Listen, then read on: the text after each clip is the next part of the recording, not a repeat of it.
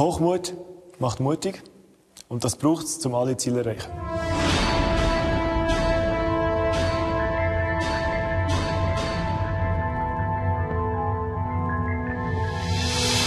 Es gibt Verhaltensweisen, die in vielen Kulturen als verwerflich gelten. Bei uns sind sie bekannt als die 7 Todsünden. Eine davon ist die Hochmut. Das Gefühl, etwas ganz Besonderes zu sein und das der Welt auch zu zeigen. Ich treffe den Jonas Lauwiner in seiner Residenz. Er ist der selbsternannte König vom sogenannten Lauwiner Empire. Guten Tag. Guten Tag wohl. Man nennt Sie Eure Königliche Hoheit, ist das richtig? Das ist richtig so, ja genau. Und das ist jetzt Ihr Reich? Ja, genau. Das ist jetzt eines von vielen Grundstücken, die ich habe. Und es erstreckt sich von dieser Felswand hier bis zu diesem Weg dort hinten. Und das sind etwa 6000 Quadratmeter insgesamt. Jetzt haben Sie gerade gesagt, das ist eines von vielen. Genau. Ich habe noch im Wallis Grundstück und im Kanton Bern noch mehrere Grundstücke. Und ich kann euch das schon still mal zeigen. Ja, gerne. Ja.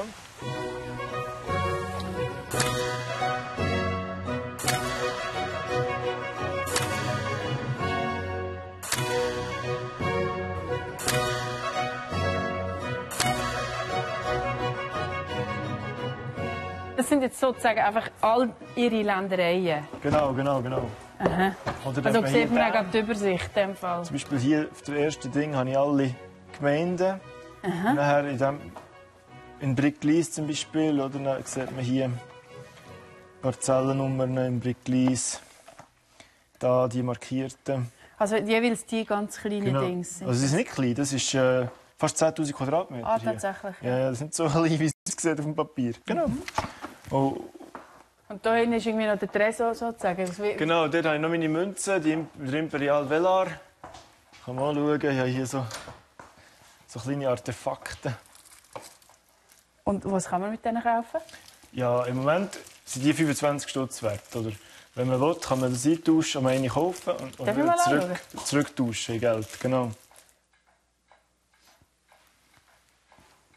Lauwiner Empire Spiritus Voluntas Robur. Genau. Das heisst Geist, Wille und Stärke.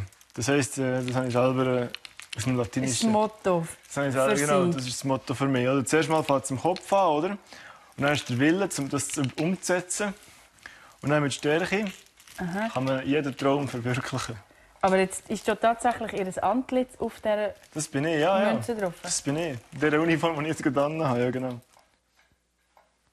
Sie haben ein eigenes Imperium gegründet, sich selber zum König gekrönt, lassen herrenlose Grundstücke an sich überschreiben, nennen das auch erobern.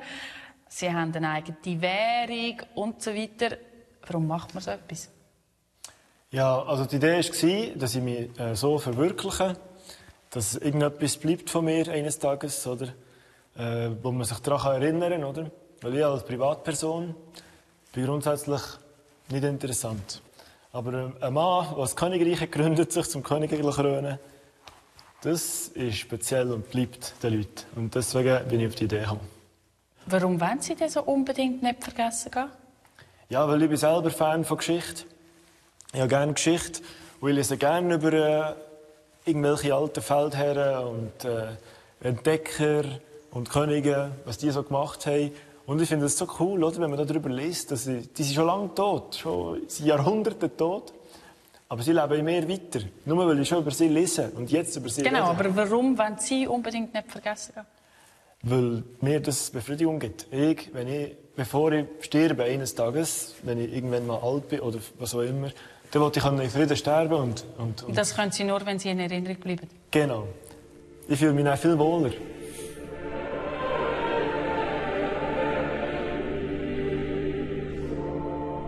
Ich habe mich zum König krönen von meinem Empire, damit es gemacht ist, damit man dann nicht sagen kann, du hast ja nicht mal krönen.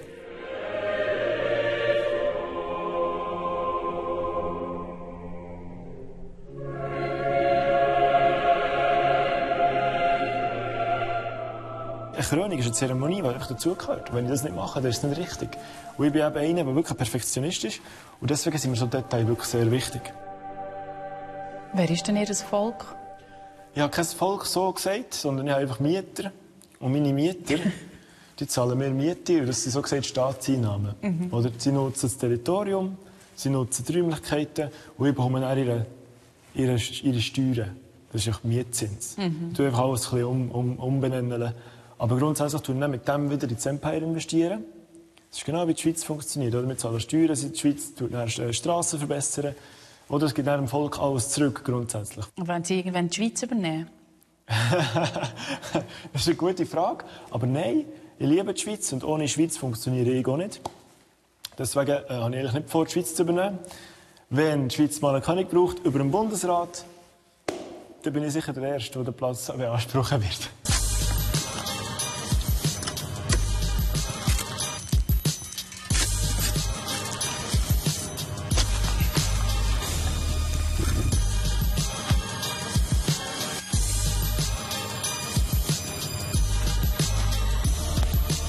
There is a price to pay for everything you gain.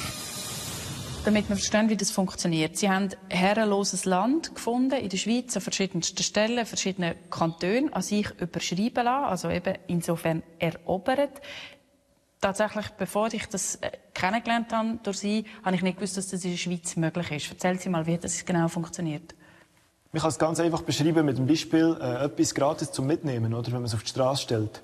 Wenn etwas einfach auf der Straße liegt, ohne Erklärung, dass man es mitnehmen kann, dann gehört es jemandem. Aber wenn jemand schreibt, gratis zum Mitnehmen, dann hat die Person das generell aufgegeben. Und dann hat es kein Eigentümer mehr, das Objekt. Und dann kann das irgendjemand nehmen, ohne dass es Diebstahl ist oder unrechtmäßige Aneignung. Und so ist es auch mit Grundstücken. Es gibt Grundstücke, wo zum Beispiel in einem Konkursverfahren kein Käufer gefunden. Und weil die keinen Käufer gefunden, werden die dann delektiert, also aufgegeben. Das kann jeder machen. Jeder kann sein Grundstück einfach aufgeben, abstoßen, wenn er keine Lust mehr darauf hat. Das ist einfach eine Erklärung, die man dann im Grundbuchamt schickt, notariell beglaubigt. Und dann ist das herrenlos, ohne Eigentümer. Und wenn man das dann weiss oder herausfindet, dann kann man dann da eine Erklärung machen, mit einer Aneignungserklärung. Sagen, schau, ich habe das entdeckt, ist da drauf, das ist mein Eigentum jetzt. Und dann schickt man das im Grundbuchamt. Und dann schaut das Grundbuchamt, ob es keinen Eigentümer mehr hat. Wenn es keinen Eigentümer mehr hat, wird man dann als Eigentümer eintragen, genau. Also man kann es kurz fassen. Auf eine pure schlaue Art bereichern Sie sich an dem, was rum ist. Also auf eine königsschlaue Art, wenn schon.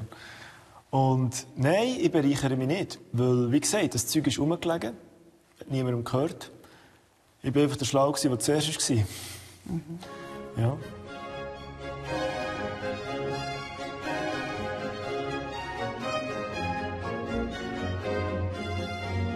Aber Sie kommen nicht ursprünglich aus einem Adelsgeschlecht? Ich habe eine Verbindung zum französischen Adel.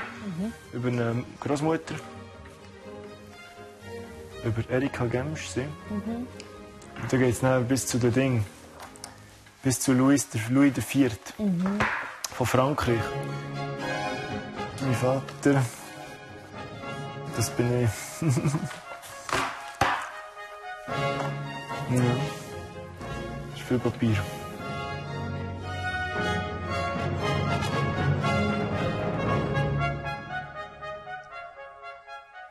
Und dann gibt es da noch Stempel für das Imperium. Genau.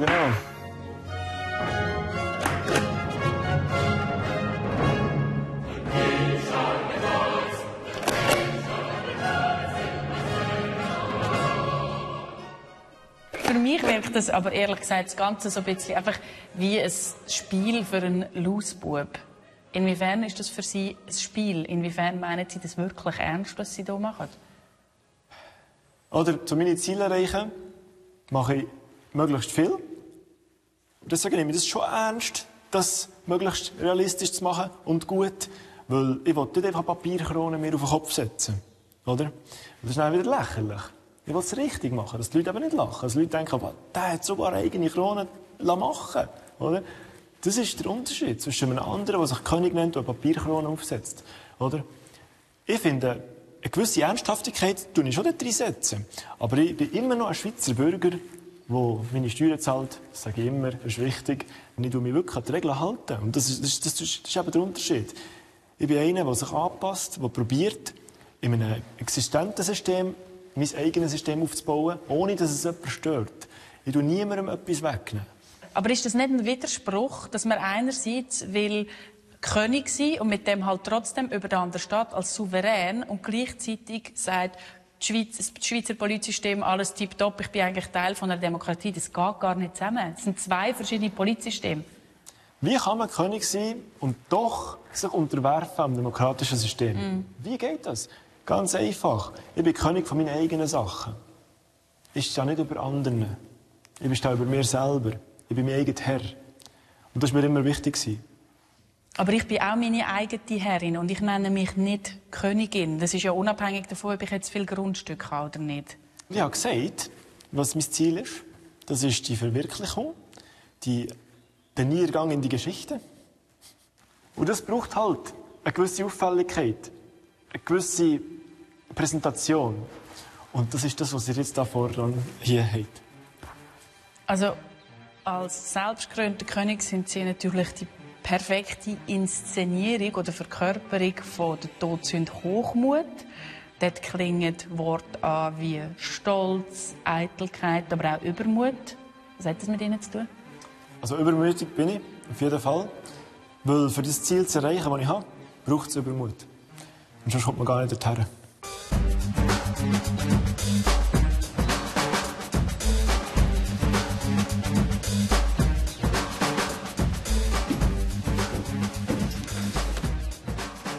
Oh, kann ich da auch reinkommen? Ja. Und das, mit dem verteidigen Sie also Ihr Imperium? Ja, nein, das ist eigentlich mein Sonntagsfahrzeug. Sonntagsfahrzeug. Aber mit dem würden Sie jetzt in Krieg ziehen, wenn jemand angreifen würde?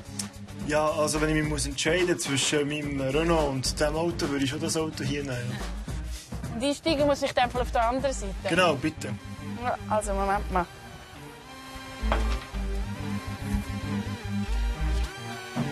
Ja, dann können wir jetzt eine Runde drehen. Nein, wir. Ja.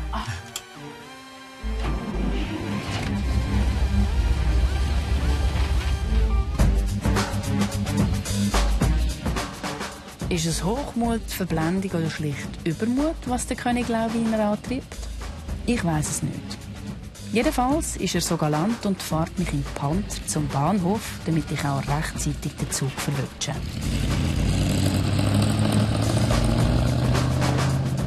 Was heisst Hochmut für euch?